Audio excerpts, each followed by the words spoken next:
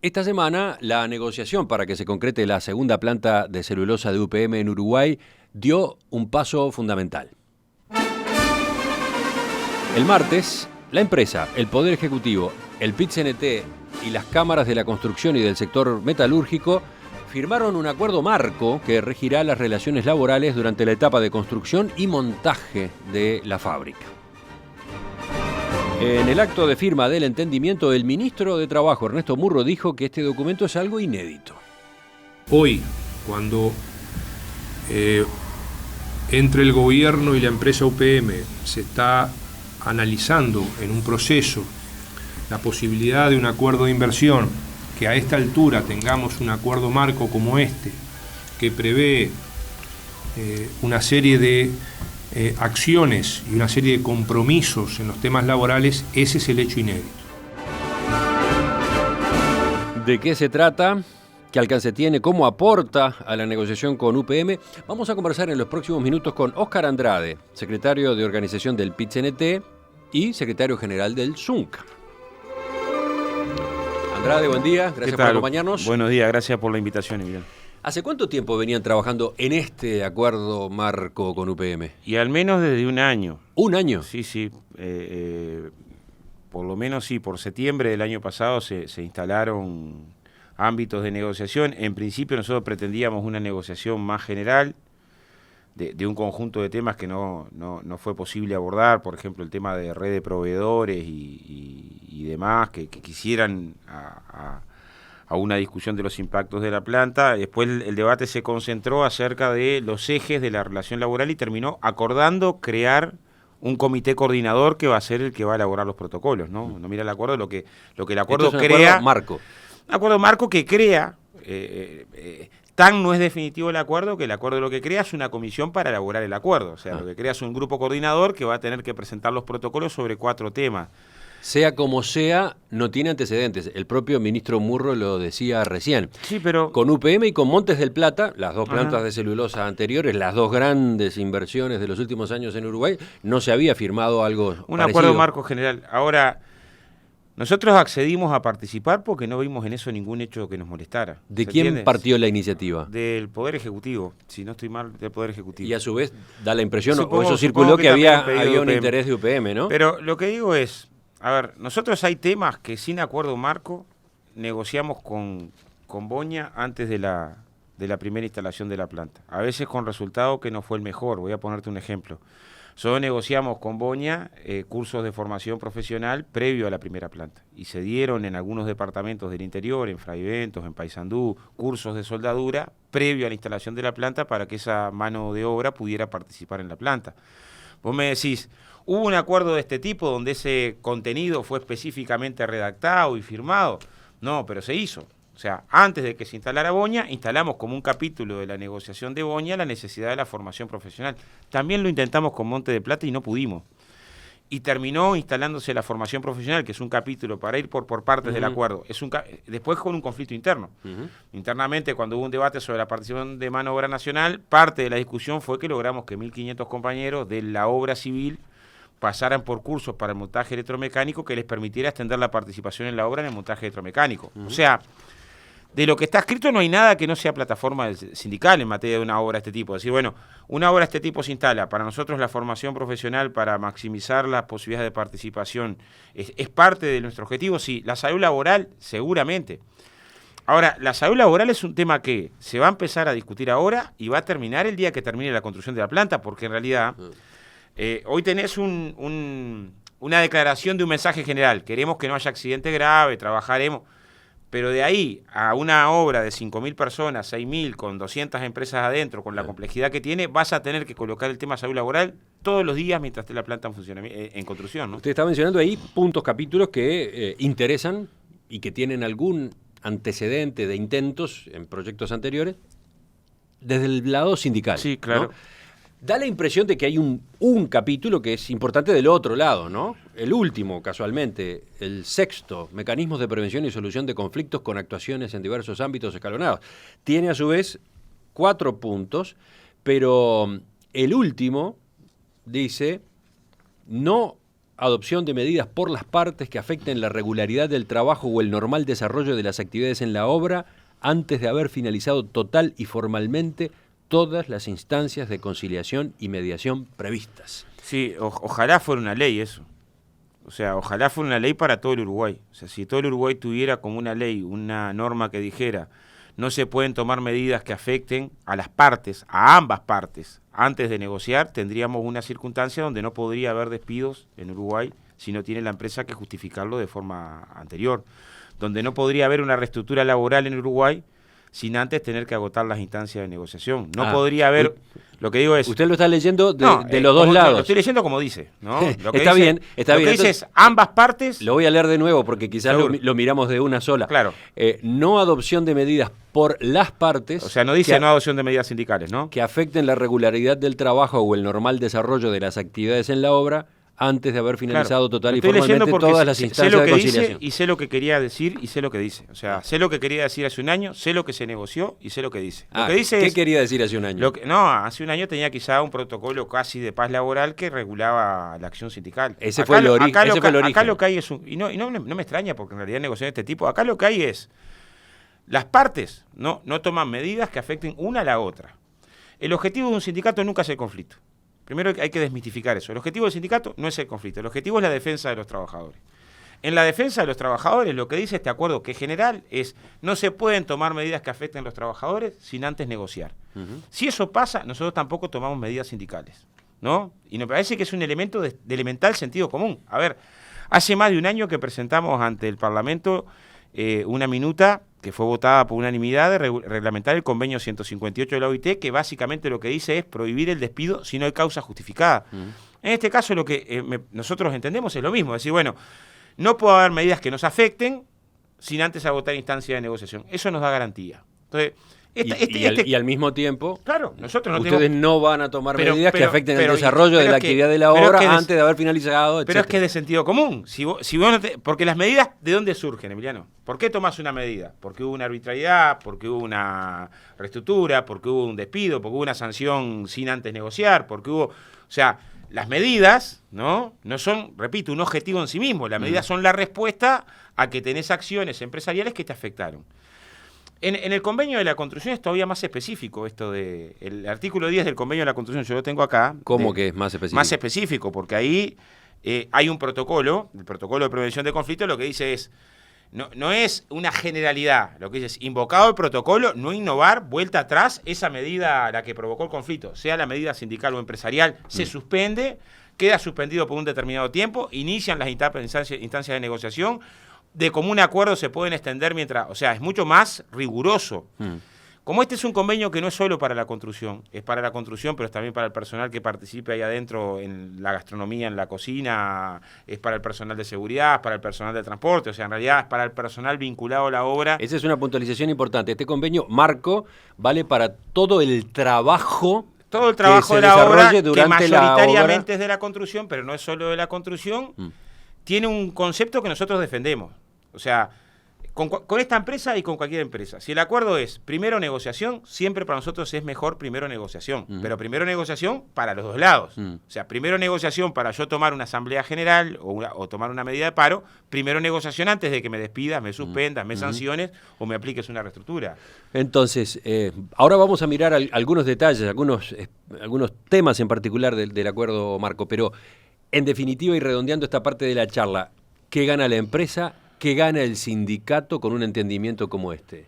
Bueno, a ver, nosotros, repito, el acuerdo lo vemos como un acuerdo general que lo que tiene es intenciones. Hasta ahora... Previsibilidad sí, es pero lo que está de por medio. Todavía falta mucho para concretar, ¿no? Voy a poner un ejemplo. Vos me decís, el acuerdo habla de la salud laboral y seguridad e higiene, ¿no? ¿Alcanza lo que dice ahí? Ni de canto alcanza. O sea, un acuerdo después concreto de salud y seguridad va a tener que analizar los análisis psicofísicos al ingreso, los niveles de coordinación entre la Inspección General del Trabajo, el trabajo de los técnicos prevencionistas, la cantidad y calidad de cursos para la formación profesional. Esta es una obra que por su complejidad, yo estuve 3 años en Monte de Plata, por su complejidad, ¿no?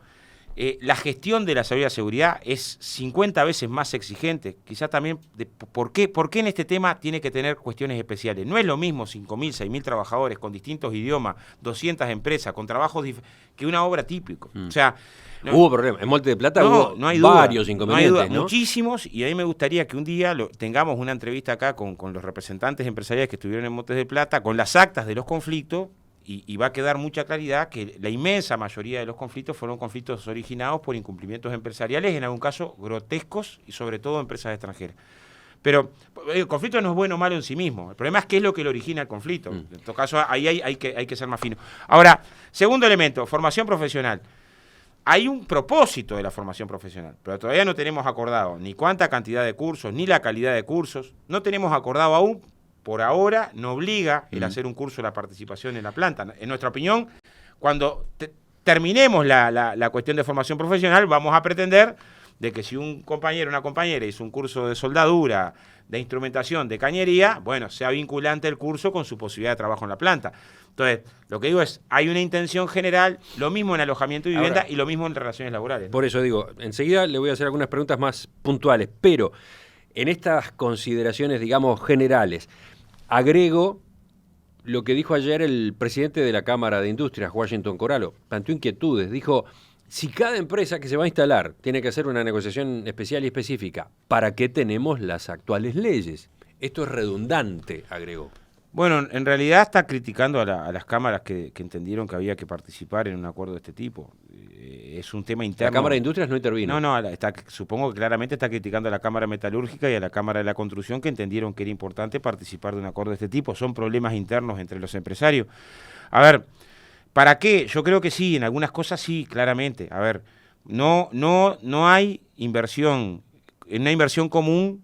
No es lógico que vos pensés un proceso de formación profesional específico para una inversión común por su magnitud.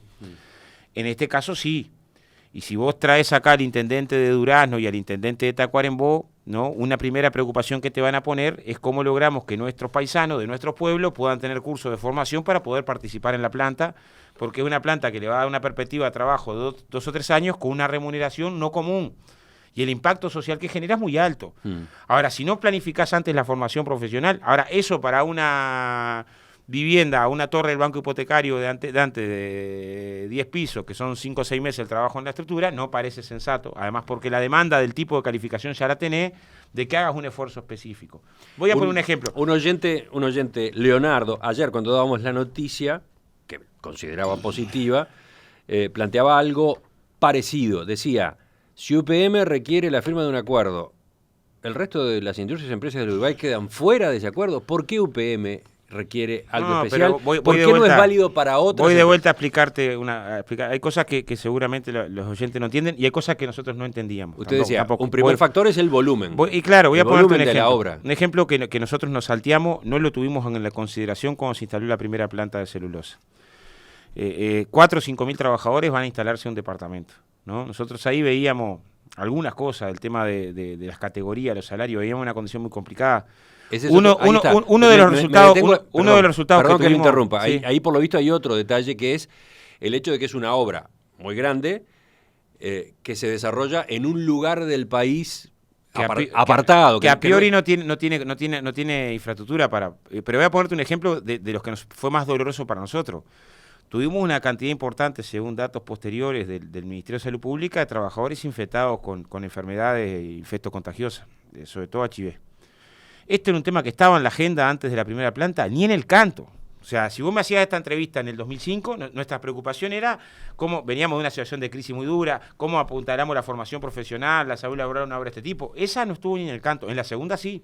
HIV. Sí. ¿Cómo se entiende? Por la cantidad de burdeles no necesariamente inspeccionados en la zona donde se instalaba la planta, alrededor de campamentos donde dan miles de trabajadores a quedarse solos. Después con el diario El Lunes, cualquiera se da cuenta que ese es un problema. Sí lo pudimos hacer para Montes de Plata y trabajamos con el Ministerio de Salud Pública y generamos un montón de inspección y generamos un montón de certificados y generamos campañas de prevención y generamos campañas de concientización y tenías hasta dispensadores de preservativos en todos los lugares donde estaba instalado. Este tema ¿Fue parte de nuestra preocupación hace 12 años? Pero ni remotamente estaba arriba de la mesa. Fue una cuestión posterior. Lo que digo es, una inversión de este tipo necesariamente te exige en un montón de lugares, en un montón de cosas que no necesariamente son las comunes de una obra. Yo viví en el Barracón de Carmelo 3 años mientras hizo Montes de Plata. Un problema laboral podía ser que la cadena de frío de quien servía la comida en la noche tenía alguna dificultad, la comida llegaba en mal estado y al otro día tenías 3.000 tipos que estaban sin cenar la noche anterior, porque no ibas a conseguir a las 10 de la noche dónde conseguir cena. Entonces, pensar alojamiento, pensar la alimentación, pensar, alternativa, también es parte de prevenir la conflictividad. ¿Por qué le decís al trabajador que estuvo sin cenar la noche anterior al otro día de mañana? ¿Trabaja igual? ¿Me explico, Emiliano? O sea, sí. Es una obra que por sus complejidades, los temas de la seguridad, vos tenés conviviendo 3.000-4.000 personas, nosotros tuvimos que hacer cursos de inglés, talleres de murga, porque también hay un componente de la convivencia, que si vos, el primer clásico que se ve dentro del barracón termina con los compañeros a los cuchillazos, también tenés un lío el otro día. O sea, hay que prever también el uso del tiempo libre. Claro, pero sin duda, nosotros ahí te digo, aprovechamos con el FOCA para hacer cursos de inglés, con el FOCA propio, aprovechamos para generar talleres de murga, generamos para generar cuestiones deportivas, porque vos en definitiva tenés 3.000-4.000 trabajadores que están viviendo juntos durante 3 años, medios aislados. O sea, los componentes de la seguridad, prevenir a los narcos, otro problema que no es común en una obra y en este fue, muchas veces llega a este tipo de obra un gurí que estaba trabajando en el campo por 10.000 y pasa a cobrar 70.000 o 80.000 dentro de la planta. Y eso, que es muy bueno desde el punto de vista de decir, consiguió una buena remuneración, sobre todo para gurizada muy joven, también es caldo de cultivo para que determinados tipos de adiciones puedan tener complejidades. Y un problema que tuvimos en Monte de Plata fue que algunos narcos se te metían para dentro del campamento. Y tuvimos que discutir con el Ministerio de Interior y tuvimos que discutir temas de seguridad. O sea, esta es una obra, tiene un montón de cosas positivas, pero es de muchísima complejidad. Entonces parece medio absurdo, lo decía en materia de salud y seguridad, no tiene comparación una obra de 10 pisos o un chalet con una 30 cuadras de una punta a la otra tiene la obra con 5.000, 6.000 trabajadores de distintos idiomas trabajando dentro de la planta, con distintas empresas, con trabajo superpuesto. La complejidad en materia de salud laboral y seguridad industrial es de una dimensión también inédita. Entonces, estos temas, estén o no en el acuerdo marco, iban a estar igual en la discusión, ¿no? Para completar esta parte de la conversación, Andrade, esta experiencia, sí, la que ahora avanza ante la posibilidad de la inversión de UPM en una segunda planta de celulosa. Decía usted, recoge lo aprendido a los golpes con las dos otras grandes inversiones. Ahora, ¿modelos de acuerdo de este estilo están previstos, por ejemplo, en el Zunca que usted dirige? Sí, claro. Nosotros, de verdad, a ver, en realidad nosotros tenemos temas que están amparados en el convenio colectivo. Voy a ponerte un ejemplo. No tenemos ninguna norma que obligue a las empresas a tomar personas con discapacidad. Sí tenemos en el convenio colectivo un artículo que dice que va a haber una comisión que va a instalar el tema. El año pasado entraron 74 personas con discapacidad en la construcción a trabajar. ¿Por qué entraron? ¿Entraron casualmente o entraron porque parte de las cosas que negociamos en un montón de centros de trabajo es que tomemos del listado que tiene Pronadis y en la medida de las posibilidades? Bueno, un caso muy claro es el compañero que hoy en silla de ruedas está trabajando en Nueva Palmira haciendo la comida para los trabajadores que trabajan en el puerto.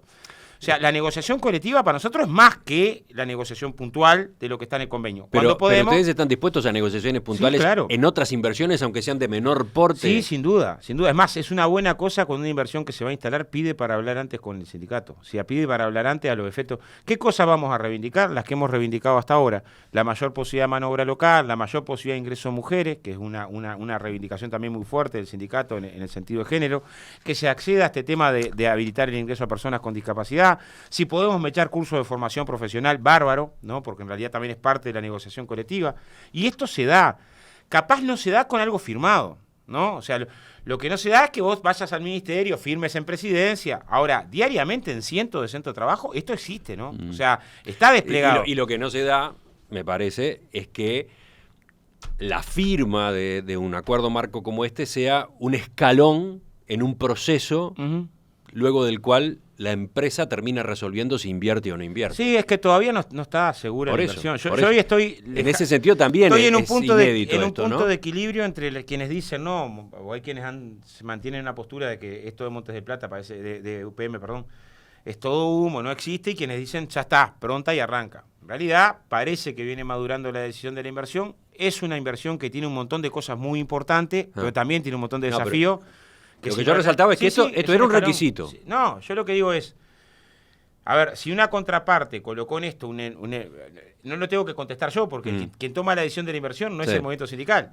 Ahora, parece claro por las señales que da la inversión de que este era un componente importante para definir la inversión, ¿no? Ya seguimos en diálogo con Óscar Andrade, secretario general del Zunca. El martes, el Poder Ejecutivo y el PIT-CNT, junto con las cámaras de la construcción y del sector metalúrgico, firmaron un acuerdo marco de relaciones laborales con la empresa UPM para la construcción y montaje de la nueva planta de celulosa a la que se proyecta instalar cerca de Paso de los Toros. ¿De qué se trata este entendimiento? ¿Cómo aporta a la negociación para que efectivamente la nueva inversión sea realidad? Bueno, de esto es que estamos conversando con Óscar Andrade, secretario de organización del PIT-CNT, secretario general del Zunca. Le decía fuera de micrófonos a Andrade que me impresiona cómo está pendiente todo el tiempo de su teléfono, un teléfono con una pantalla grande en el que en este momento no es que esté pendiente de mensajes o de llamadas, no, está pendiente de la cantidad de documentos que tiene cargados ahí. Ayudan pila. ¿No? Por ejemplo, el texto del acuerdo marco lo va mirando ahí todo el tiempo, ¿no? Una herencia del Parlamento, esta porque te lo dan cuando en la época de diputado me lo dieron cuando arranqué.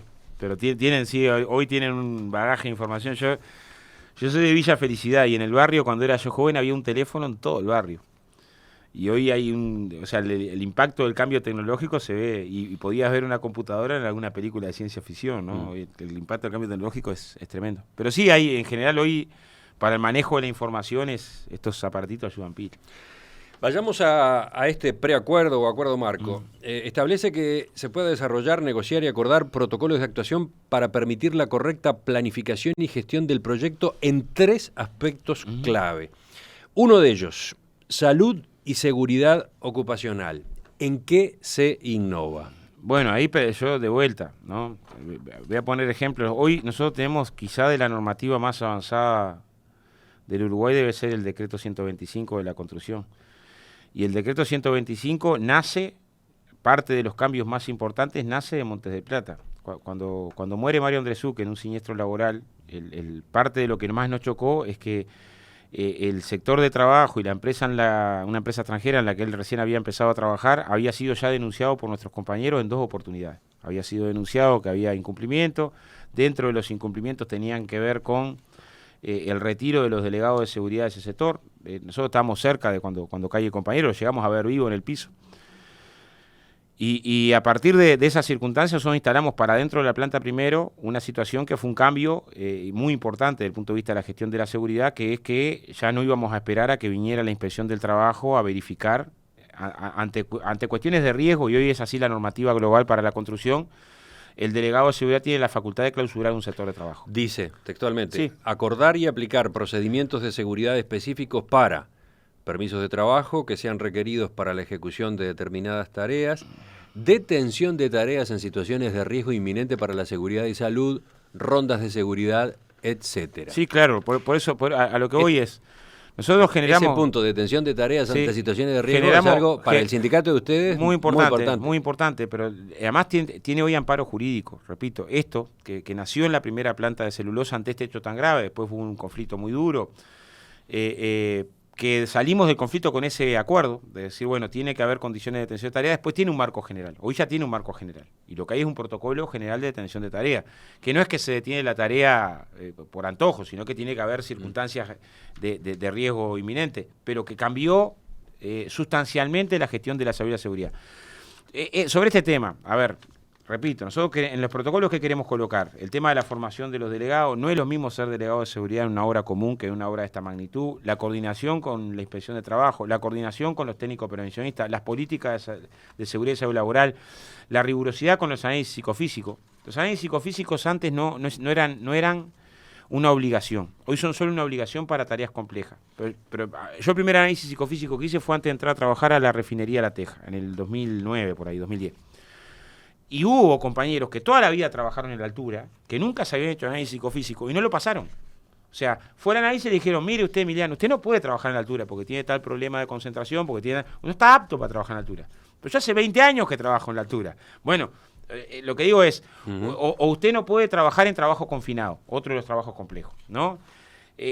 Apenas colocamos algunos escalones de rigurosidad, nos dimos cuenta que la normativa nuestra en materia de salud y seguridad, después, en el año 2014, colocamos que para este tipo de trabajo tiene que haber un análisis psicofísico al ingreso que demuestre si estás apto para tal o cual tarea, porque a priori era tal la liviandad que teníamos que vos podías tener un trabajador con vértigo trabajando a la altura, ¿no? O sea, era tal lo ambiguo de la normativa. Bueno, en una obra de estas características, más aún está bueno prevenir, porque todo lo que se hace después de un siniestro mortal. Nosotros tenemos una fundación para apoyar a las viudas de los compañeros en buen accidente de trabajo, tenemos brigada solidaria para construirle las casas. De hecho, estuvimos, la otra vez que fuimos a Nuevo Berlín, con la viuda de Andresuki, con los hijos, con los que quedamos con buena relación.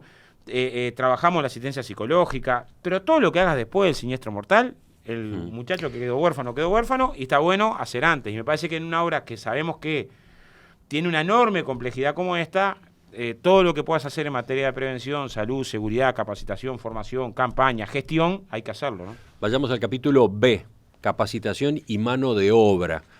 ¿Qué destacan ustedes? Bueno, yo ahí que tenemos ventajas con respecto a la... Fíjate si ahora cambió Uruguay, que cuando se instala la primera planta todavía no teníamos ni siquiera categorías del montaje electromecánico. O sea, no teníamos una categoría que dijera instrumentista, una categoría que dijera qué tiene que hacer un cañista. Recién las aprobamos a fines del 2008. Cuando la construcción de Montes de Plata, la segunda planta, también corríamos con una desventaja, que es, habíamos aprobado categorías muy recientemente a cuando la planta se inicia. Entonces no teníamos historia laboral que vos pudieras pararte en la obra y decir, mira, yo hace 10 años soy cañista, o hace 5 años soy instrumentista, por más que lo fuera, o hace tantos años soy montajista electromecánico, especialista en, no sé, en planos isométricos, o hace tanto tiempo que soy soldador categoría 18 combinada.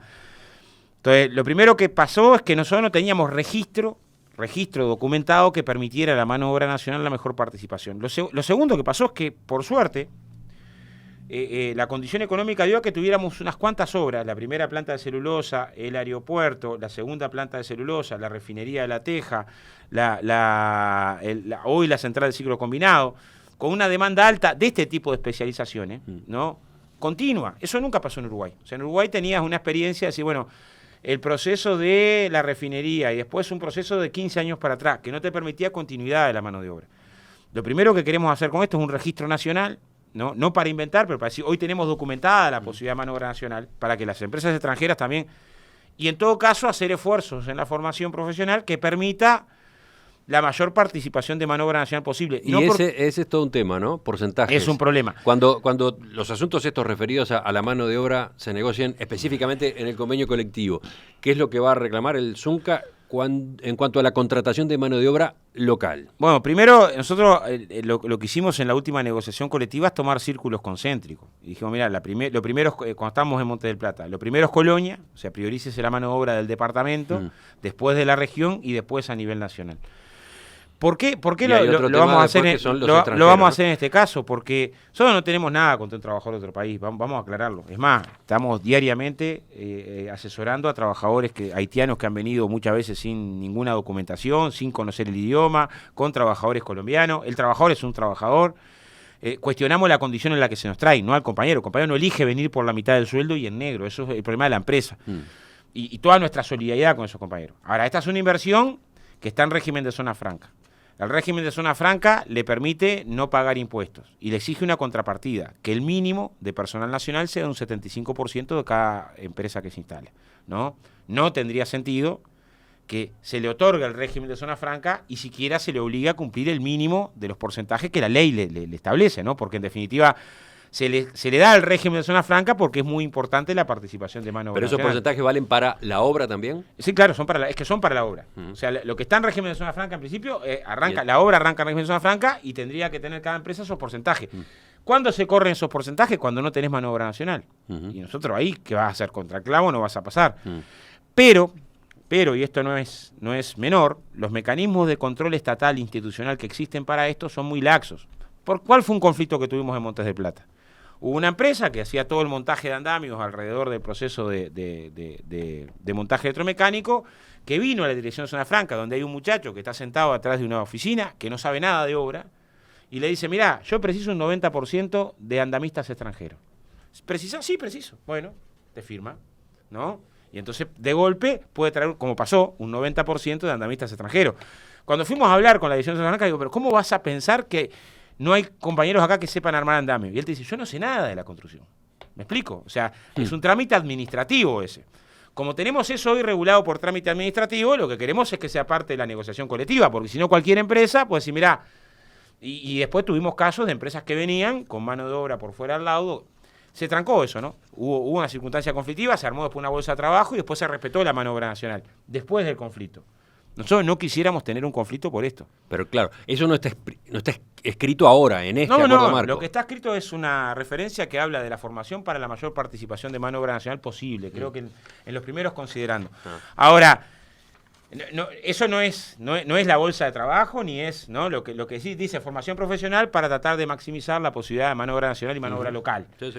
Nosotros entendemos que eso que quiere decir, una vez lo desarrollemos, vamos a defender que estamos hablando de ejemplos de estas características, ¿no? Y para terminar, así en esta mirada abuelo de pájaro, pasemos al capítulo C, transporte, alimentación, vivienda. Bueno, un gran lío ahí. Ahí también avanzamos, ¿no? Voy a poner un ejemplo. En la primera planta de celulosa no hubo.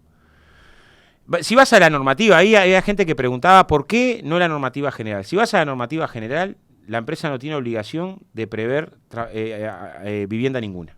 O sea, la empresa puede tomar gente a pie de obra, y cuando toma gente a pie de obra, abre una oficina en la obra, dice acá, vengan a trabajar, y el trabajador que va tiene que resolver como puede su vivienda. Eso pasó en la primera planta de celulosa. No es ilegal, ¿eh? No es ilegal porque la empresa tiene que prever vivienda cuando traslada a un trabajador. Si estás trabajando en Montevideo y te traslada para Tacuarembó, tiene que preverte el tema de la vivienda. Pero cuando te contratan en el lugar, no tiene por qué prever el tema de la vivienda. Eso pasó en Fray Bento. ¿Y qué fue lo que pasó? Los alquileres pasaron de 10 a 100, ¿no? De 10 a 100 pasaron los alquileres en Fray Bento y tuviste que tenías que alquilar entre 40 trabajadores en una casa. Yo lo vi, Emiliano, a trabajadores durmiendo uno al lado del otro, en un living, uno al lado del otro, recontra hacinado. Esa circunstancia la logramos resolver antes en Monte de Plata.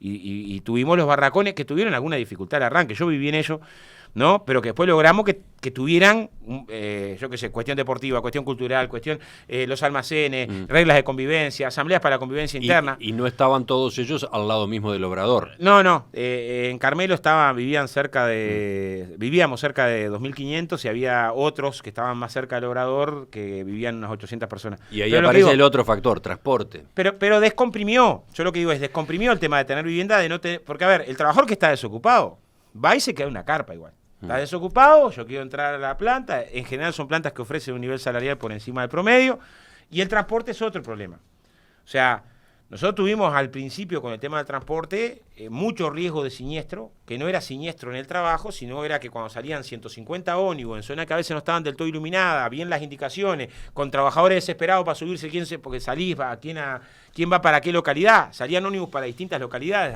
muchos que iban para zonas de Colonia.